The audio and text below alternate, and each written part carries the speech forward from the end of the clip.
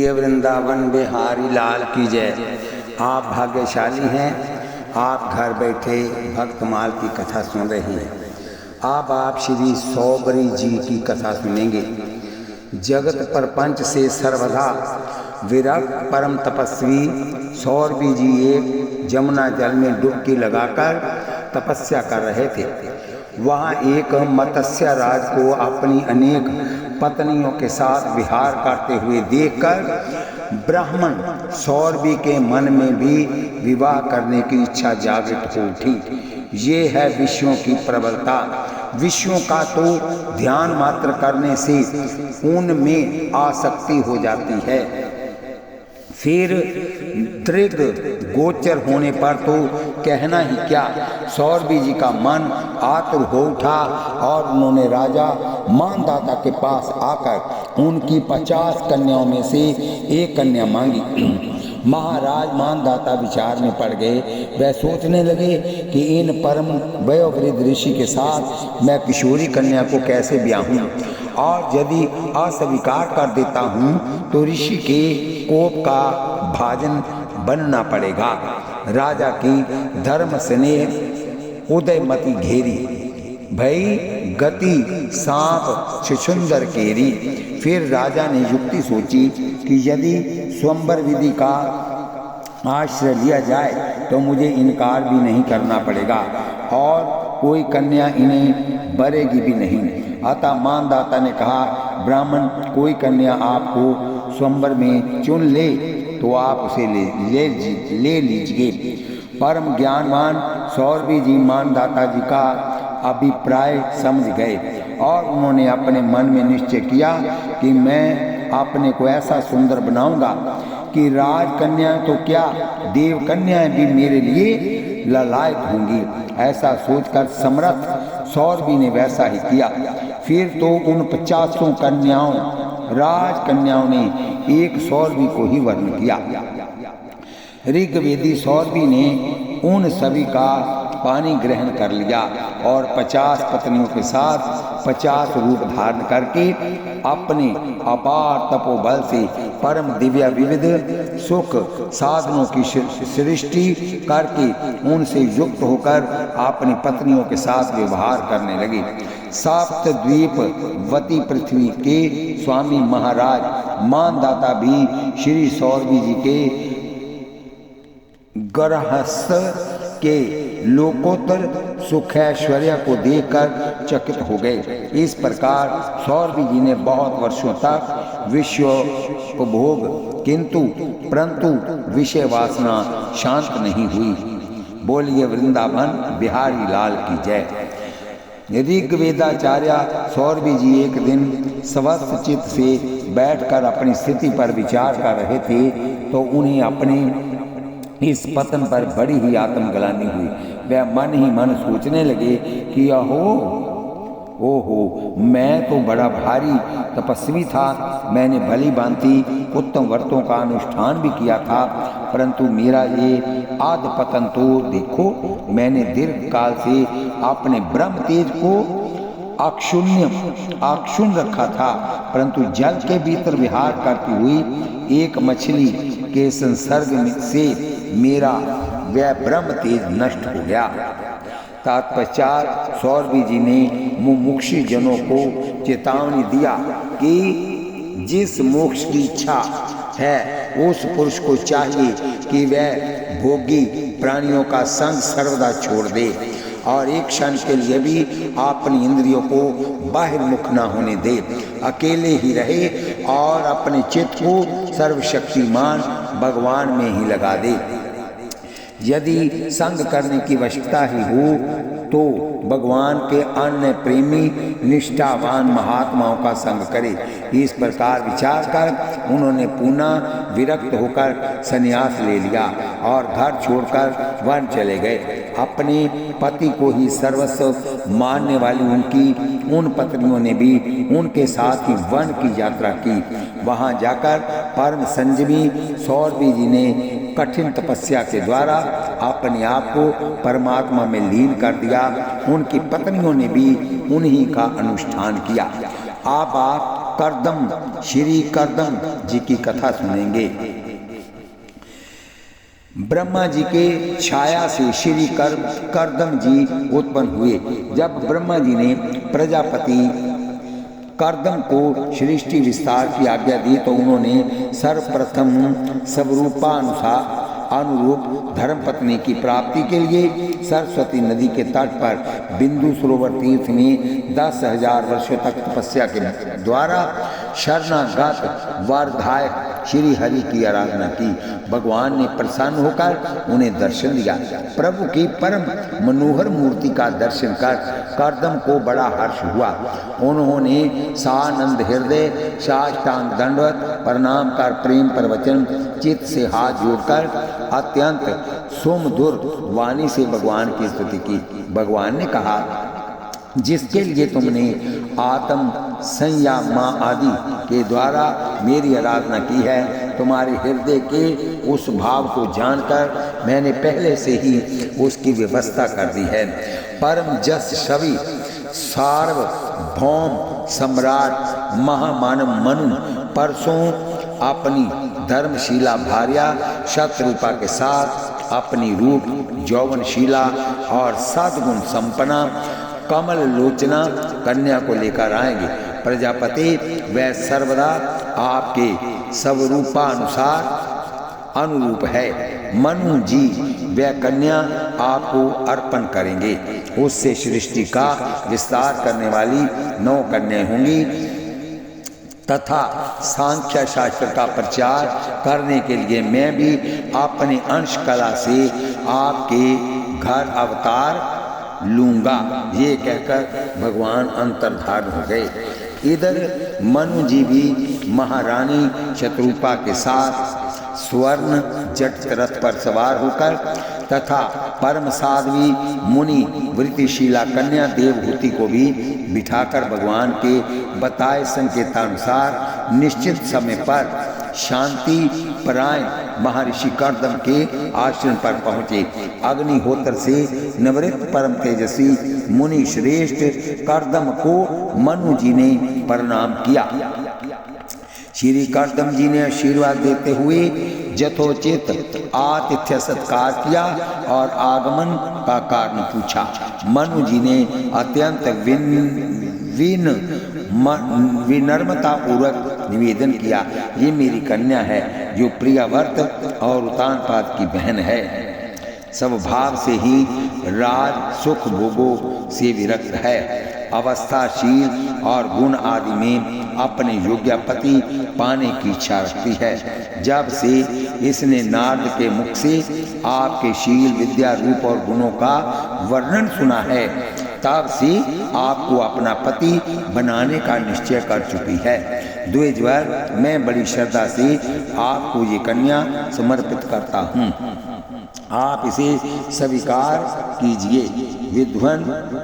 विद्वान जो पुरुष अपने अभिपसित एवं स्वयं प्राप्त हुए भोग का प्रथम निराधार करके बाद में फिर किसी कृपण के आगे हाथ पसारता है, उसका बहुत फैला हुआ यश भी नष्ट हो जाता है और दूसरों के तिरस्कार से मान भंग होता है।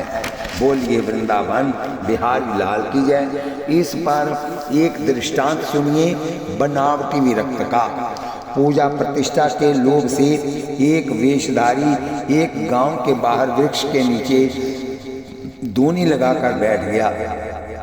गांव के लोगों को जब ये पता चला तो वह लोग महात्मा का दर्शन करने आए तथा श्रद्धानुरूप भेंट भी लाए, परंतु बाबा जी तो दूर से ही सबको फटकारते, खबरदार मेरे पास कोई भी कुछ भी नहीं लाना।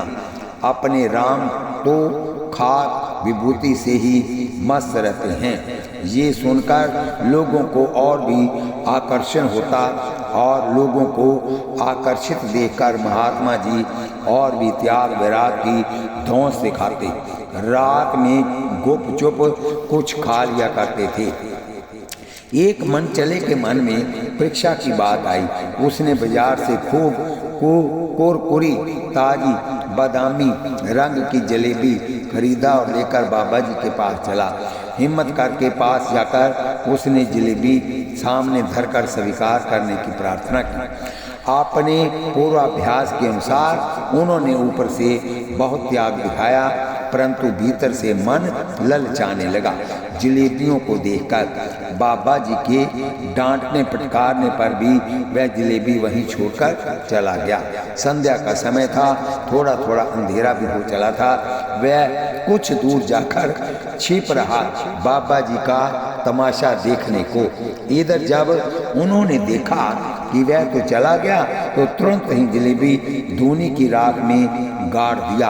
और जब आने जाने वालों की भीड़ खत्म हो गई, तो रात्रि के एकांत में धूनी से जलेबी निकाल कर उसकी राख झाड़ कर खाना प्रारंभ किया।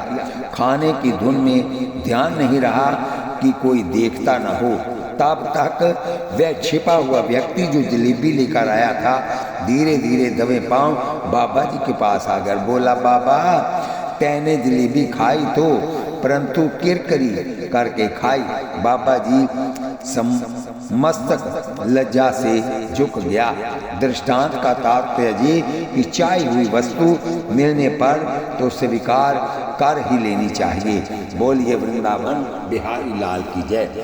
श्री कदम जी ने स्वीकृति तो दे दी, परंतु एक शर्त पर, वह ये कि जब तक इसकी संतान नहीं हो जाएगी तब तक मैं गृहस्थ धर्मानुसार इसके साथ रहूंगा। इसके पश्चात भगवान के बताए हुए परम धर्म भागवता राधन को ही मैं अधिक महत्व दूंगा। महाराज मनु ने ब्रह्म विद्या से देवहूति का विवाह कर्दम जी से कर दिया और दहेज में बुरी बुरी बहुमूल्य वस्त्राभूषण एवं अन्य आवश्यक वस्तुएं प्रदान किया और मुनि की आज्ञा लेकर वहां से अपने स्थान को चले आए। मनुपुत्री देवहूति ने काम वासना दम द्वेष लोभ माद आदि का त्याग कर बड़ी सावधानी और लगन के साथ सेवा में तत्पर रहकर विश्वास पवित्रता गौरव संयम प्रेम और मधुर भाषणा आदि गुणों से अपने परम तेजस्वी पति देव को संतुष्ट कर लिया। बहुत काल व्यतीत होने पर सेवा परायण देवहूति के मन में संतान की अभिलाषा जागृत होने पर परम तपोधन श्री कर्दम जी ने अपने तपोबल से स्वयं दिव्य स्वरूप धारण कर तथा देवहूति को भी दिव्य रूप प्रदान कर सहस्रों दासियों से सेवित एवं समावृत होकर योग प्रभाव विनिर्मित दिव्य विमान पर विराजमान होकर देवहूति के साथ बहुत वर्षों तक विहार किया। तत्पश्चात देवहूति को संतान प्राप्ति के लिए समुत्सुक देखकर श्री कर्दम जी ने अपने स्वरूप के 9 विभाग किए और 9 स्वरूपों से उनके गर्भ में अपना तेज स्थापित किया। इससे देवहूति के 9 कन्याएं पैदा हुई। श्री कर्दम जी अपनी पूर्व प्रतिज्ञा अनुसार संन्यास ग्रहण करने को समुद्दत हुए। पति देव के हार्दिक अभिप्राय को जानकर देवहूति ने बड़ी विनम्रता पूर्वक कन्याओं को योग्य वरों के हाथों में सौंपने तथा वन चले जाने पर अपने आधार के लिए एक पुत्र की प्रार्थना किया।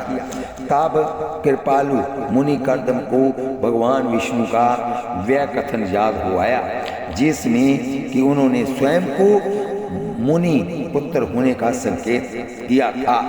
श्री कर्दम जी ने देवहूति को आश्वासन दिया, प्रिय अधीर न हो, तुम्हारे गर्भ में अविनाशी भगवान विष्णु शीघ्र ही पधारेंगे। अब तुम संयम नियम दान और तप आदि के द्वारा श्रद्धा पूर्वक भगवान का आराधना करो। पति वचन विश्व वासन्या देवहूति प्राणपन से भगवदा राधन में लग गई। इधर कर्दम जी ने ब्रह्मा जी के आदेशानुसार अपनी कला नाम की कन्या मारीच को, अनसुईया, अत्रि को श्रद्धा अंगीरा को हवीरभू, पुल सत्या को गति, पुलहा को क्रिया, क्रतु को खयाति, भृगु को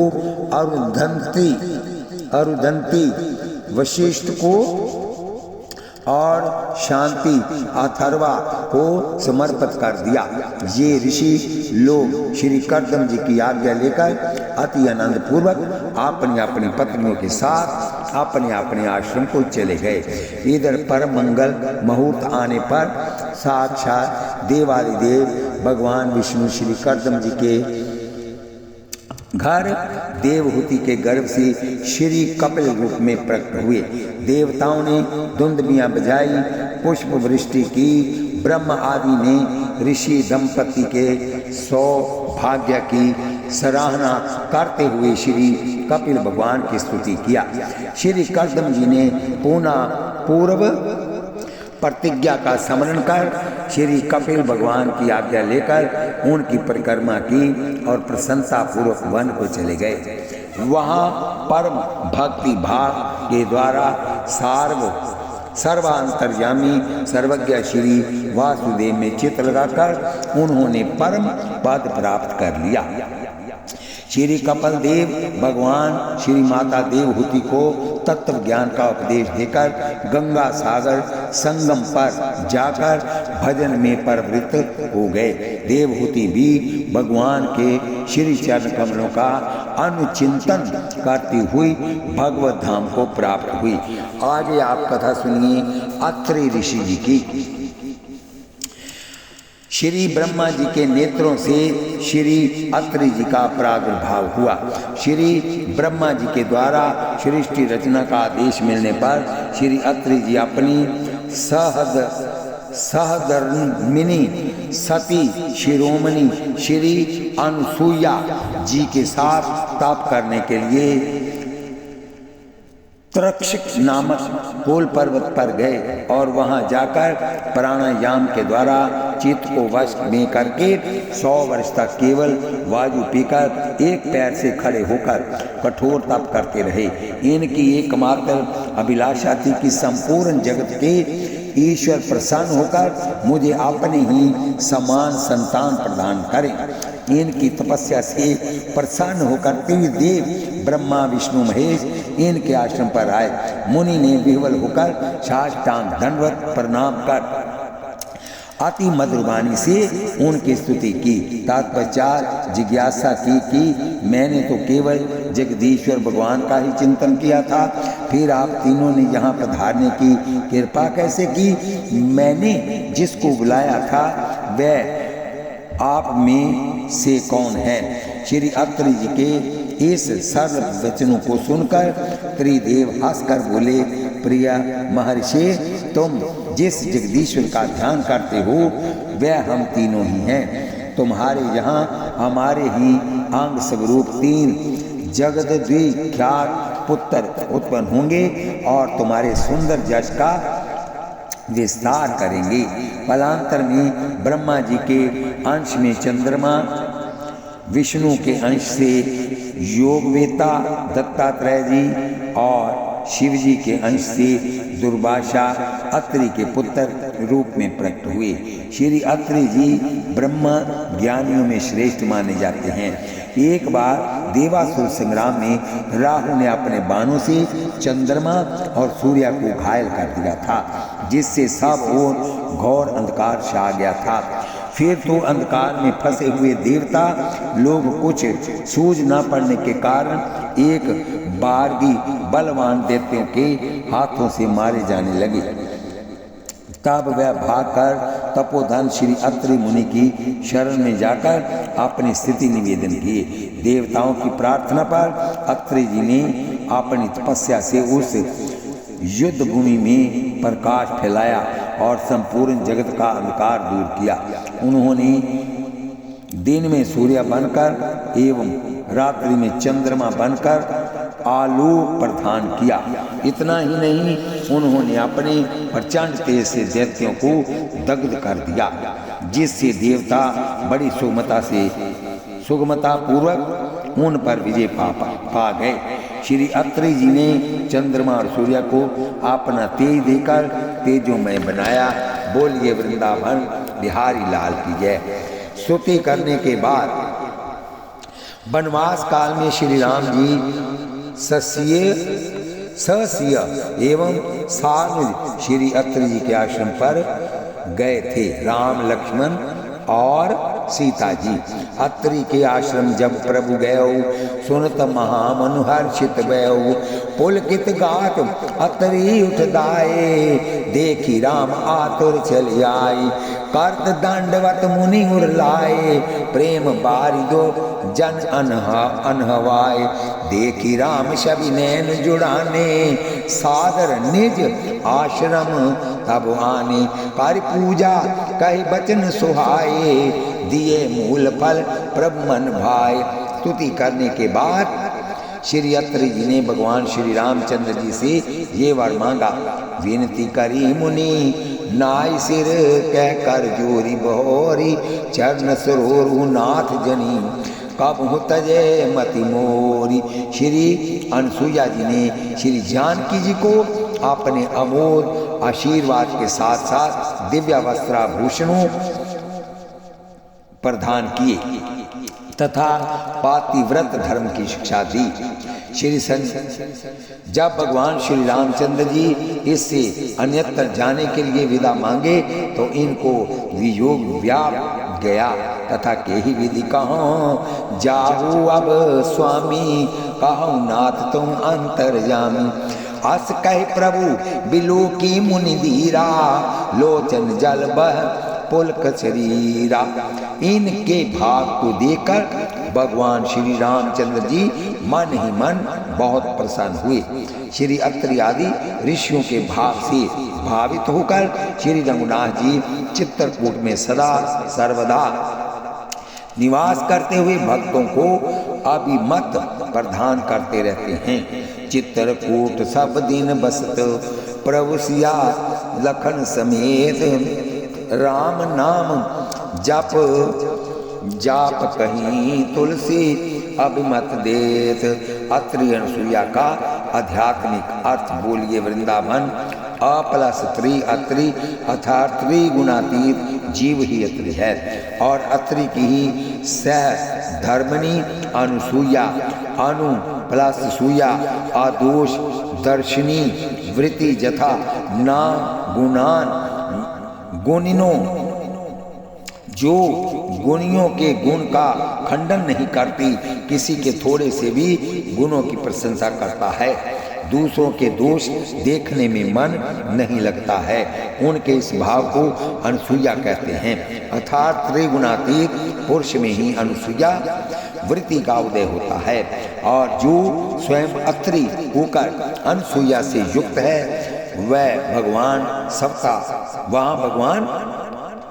सवता जाते हैं उनके यहाँ भगवान जगत पिता होकर भी उनके पुत्र बन जाते हैं।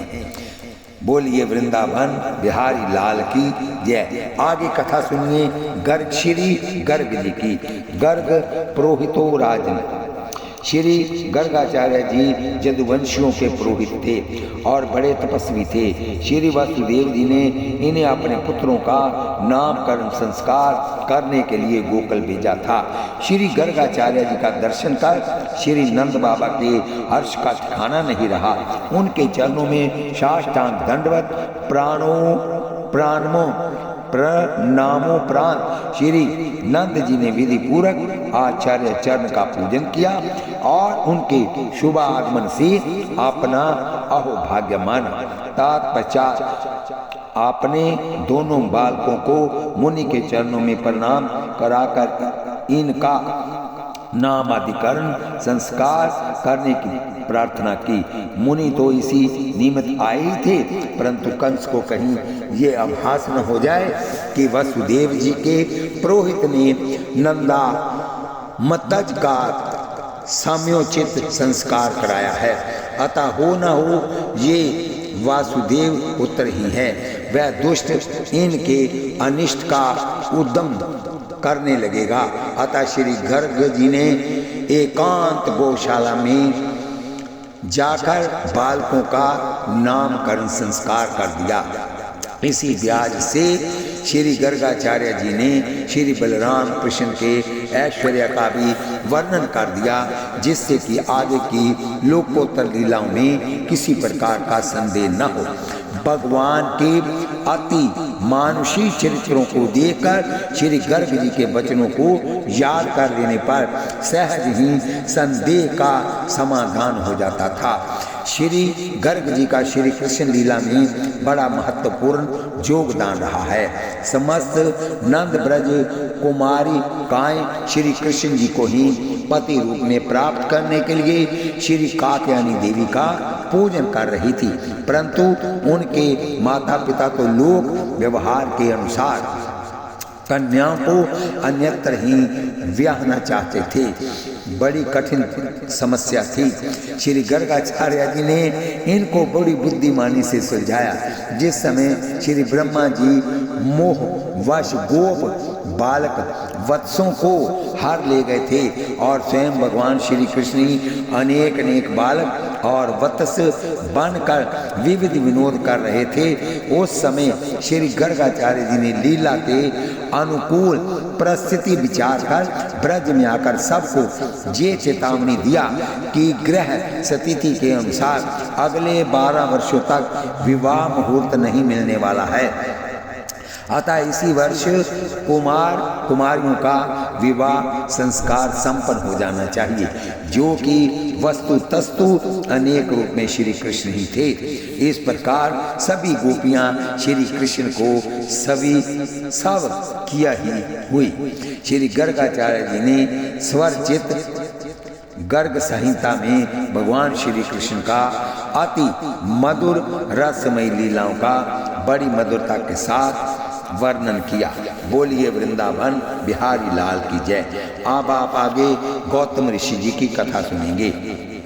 श्याम धाम ताप शोच शांति अर्जव ज्ञान विज्ञान और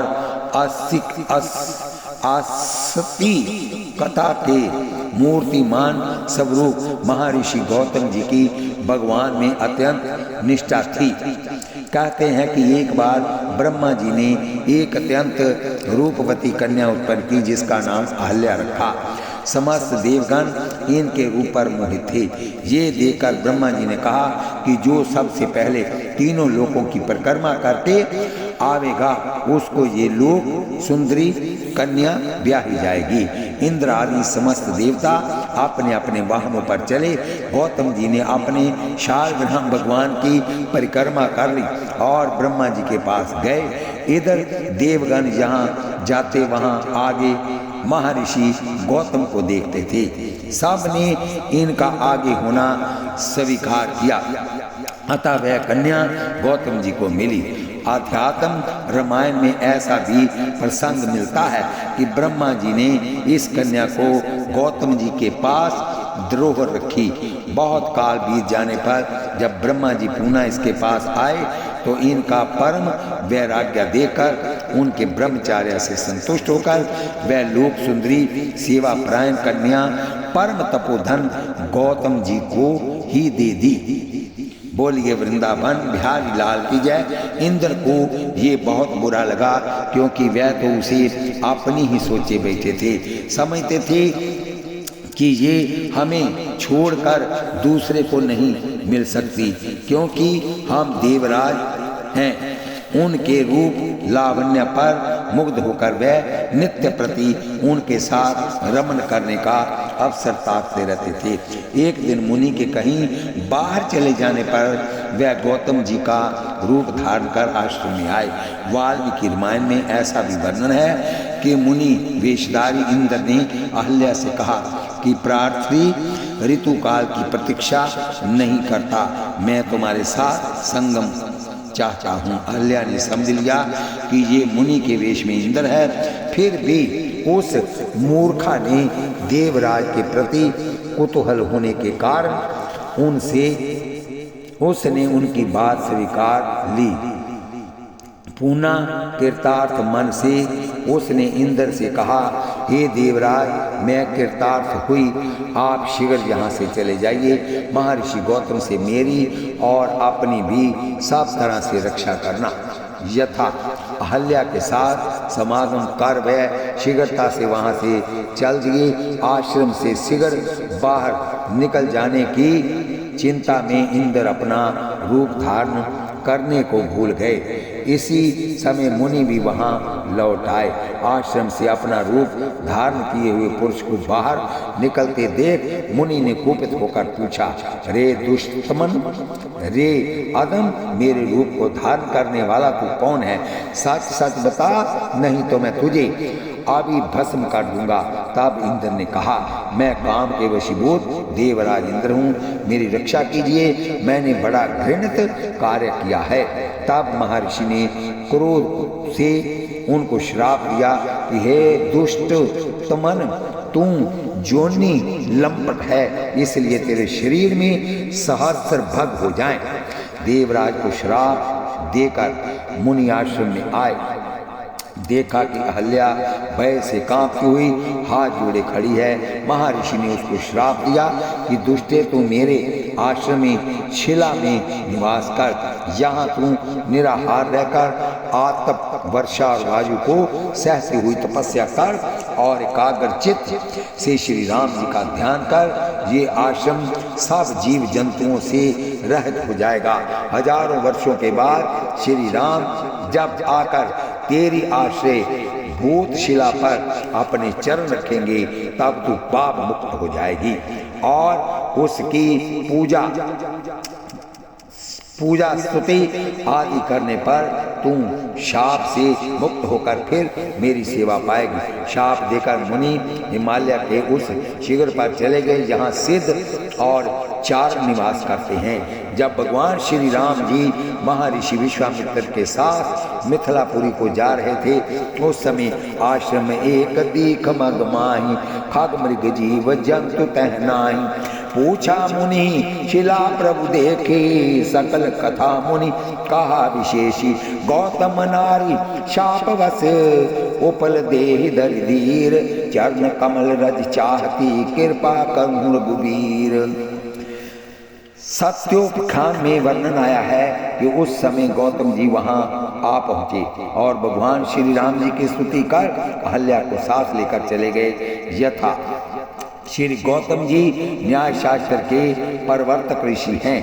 कहा जाता है कि महर्षि देव वेद व्यास ने इनके सिद्धांत का खंडन किया था, इसलिए उन्होंने उनका मुख न देखने की प्रतिज्ञा की थी। बाद में जब वेद व्यास जी ने इनको प्रसन्न किया, तब उन्होंने पैर में नेत्र उत्पन्न करके उनको देखा और अपनी प्रतिज्ञा भी दृढ़ रखी। इसी कारण से इनका नाम अक्षपाद भी पड़ गया। एक समय बड़ा भारी दुर्भिक्ष पड़ा। ऋषियों को अन्न जल की बड़ी चिंता हुई। सब सत होकर गौतम ऋषि के आश्रम पर जाकर ठहरे। जब सुसमय हुआ, तब वे लोग अपने अपने आश्रम को जाना चाहे, परंतु परम संत सेवी महर्षि गौतम ने जाने नहीं दिया, वरंच वही निवास करने को कहा।